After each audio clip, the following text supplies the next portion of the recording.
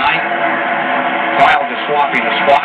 And here comes Sterling Marlin on a charge. And those cars didn't hit during this caution, so that's the reason Earnhardt came. He made a good pit stop, but he came out behind the cars that did not hit. Kyle Petty in the 42. Got to score a top 10 finish. Buddy Baker, car number 88. And we got a spinner coming out of fourth. Barkdoll out of control, looping down into the grass. Let's hope he doesn't get back up on the racetrack. Getting through his gant. Strickland, Schrader, and the rest of the field gets on the binders.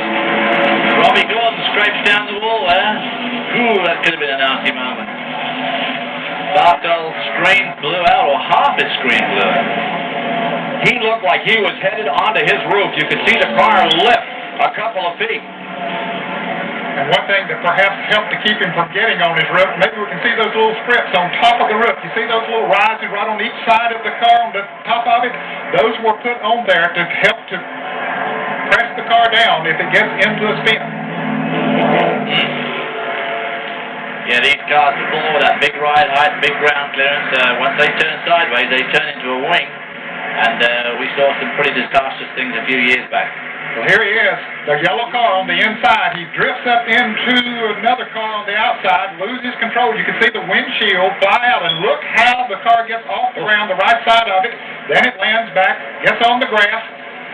Fortunately, it stays on the grass for a good period of time. The windshield's still flopping, or a portion of it at least, and he stays on the low side of the racetrack, and everybody else gets by. Another look.